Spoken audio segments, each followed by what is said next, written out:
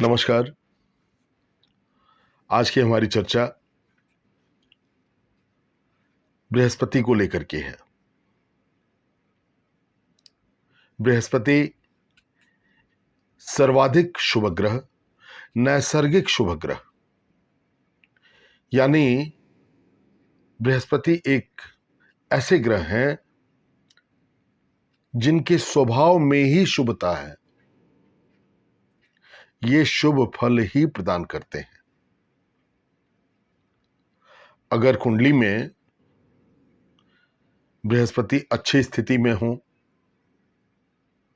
यानी केंद्रीय हो, या त्रिकोण में हो, या एकादश में हो, या द्वितीय भाव में हो,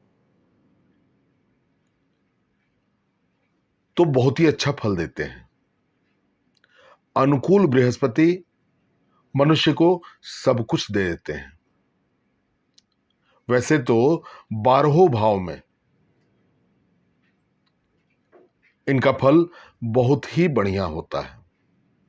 हाँ, छठे, 8वें और 12वें भाव में थोड़ी सी इनकी शुभता कम हो जाती है। इनकी 3 दृष्टियां, पंचम दृष्टि, सप्तम दृष्टि और नवम दृष्टि। इसके अलावा ये गुरु जो हैं वो ज्ञान के कारक हैं, दांपत्य जीवन के कारक हैं, संतान के कारक हैं, पति के कारक हैं।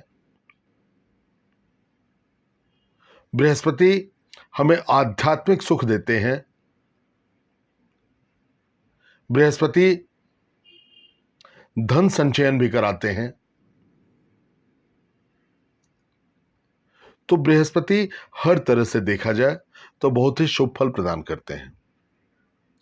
बृहस्पति अगर किसी के साथ, किसी भी ग्रह के साथ अगर बैठ जाएं, अगर दोनों युति में अगर हो, या एक दूसरे के साथ दृष्टि संबंध हो, जैसे मान लीजिए कि सूर्य बृहस्पति के साथ है, तो एक बहुत ही अच्छा योग, इसे शिक्षक योग बोलते हैं।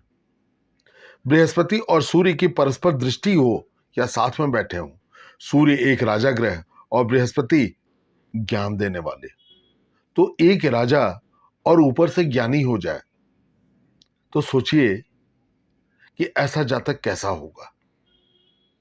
उसी तरीके से बृहस्पति अगर चंद्रमा के साथ हो जाए, गजकेसरी योग बनेगा। मनुष्य को हर तरह का सुख, भूमि, भवन, वाहन, हर तरह का सुख, ये बृहस्पति और चंद्रमा की युति या दृष्टि संबंध मनुष्य को देती है। बृहस्पति अगर मंगल के साथ हो जाए, इसे पारिजात योग कहते हैं, तो बृहस्पति ज्ञान और मंगल एक अतिरिक्त ऊर्जा, एक मनुष्य के अंदर का एक अलग तरह का एग्रेशन, तो एग्रेशन भी हो और साथ में ज्ञान भी हो, ऐसा व्यक्ति जीवन में निश्चित रूप से सफल होगा। इसी तरीके से बृहस्पति अगर बुध के साथ हो, तो बुध बुद्धि के कारक और बृहस्पति ज्ञान के कारक। तो ऐसा जातक जिसके कुंडली में बुध और बृहस्पति दोनों साथ में हो या दृष्टि संबंध बना रहे हो, तो उसके पास बुद्धि और विद्या, बुद्धि और ज्ञान, कोई कमी नहीं, हर जगह वो सफल होगा।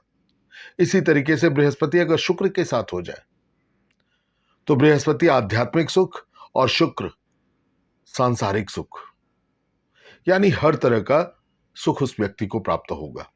शुक्र अगर शनि के साथ हो जाए, ऐसा व्यक्ति एकदम ज्ञान तो है ही, लेकिन उसके अंदर धैर्य, अध्यात्म के प्रति गहरी रुचि, ईश्वर के प्रति असीम श्रद्धा, गुरु और शनि दोनों अगर साथ में हो जाए तो फिर पूछना ही क्या। तो कहने का मतलब है कि गुरु किसी ग्रह के साथ हो जाए या दृष्टि संबंध बना ले, तो जातक को सब कुछ देते हैं। बृहस्पति ऐसे ग्रह हैं जो मनुष्य को सब कुछ प्रदान करते हैं।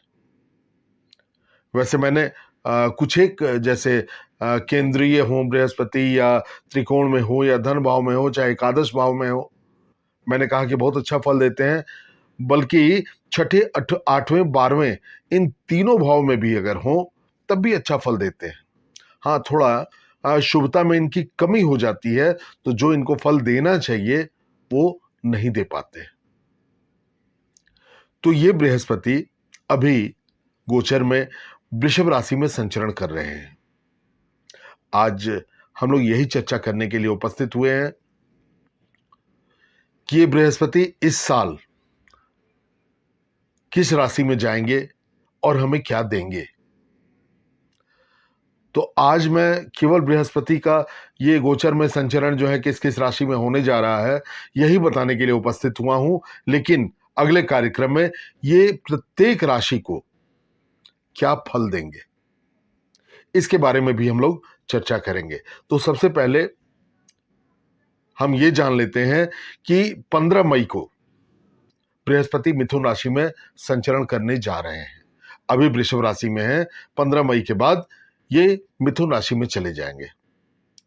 तो मिथुन राशि वाले, जैसा मैंने अभी कहा कि इनकी 3 दृष्टियां पंचम, सप्तम और नवम, तो मिथुन राशि को तो ये अच्छा फल देंगे ही देंगे, लेकिन साथ ही साथ जहां पर भी इनकी दृष्टि पड़ेगी, यानी तुला राशि, धनु राशि और कुंभ राशि, ये 4 राशियां हैं जिनको बृहस्पति सब कुछ देंगे। ये इन 4 राशियों के लिए बहुत ही अच्छा फल लेकर के आ रहे हैं। इसके अलावा 19 अक्टूबर 2025 को 19 अक्टूबर 2025 को ये मिथुन राशि से कर्क राशि में चले जाएंगे। इनका संचरण मिथुन से कर्क में हो जाएगा। 19 अक्टूबर 2025 में ये जब कर्क में जाएंगे, उसके बाद 11 नवंबर 2025 को इनकी वक्र अवस्था होगी, ये वक्री हो जाएंगे और उसी अवस्था में 4 दिसंबर को फिर से ये मिथुन राशि में प्रवेश करेंगे। तो अभी वृषभ राशि में जा रहे हैं, फिर मिथुन राशि में इनका राशि परिवर्तन होने जा रहा है। इसके अलावा जैसा मैंने अभी कहा 19 अक्टूबर को ये कर्क में चले जाएंगे और उसके बाद फिर दिसंबर में ये मिथुन राशि में वापस आ जाएंगे। इसके अलावा इनका 9 जून से, बृहस्पति का 9 जून से 9 जुलाई तक ये अस्त अवस्था में रहेंगे। तो जैसा हम सभी जानते हैं कि बृहस्पति जब अस्त अवस्था में होते हैं तो शुभ कार्य, मांगलिक कार्य, शादी विवाह वगैरह उस समय वर्जित हो जाता है। तो आज बस यही बताने के लिए मैं उपस्थित हुआ था। अब अगले कार्यक्रम में मेष से लेकर के मीन राशि तक इनका ये गोचर परिवर्तन, ये राशि परिवर्तन का क्या प्रभाव पड़ेगा प्रत्येक राशियों के ऊपर, इसके ऊपर हम लोग चर्चा करेंगे। तब तक के लिए नमस्कार।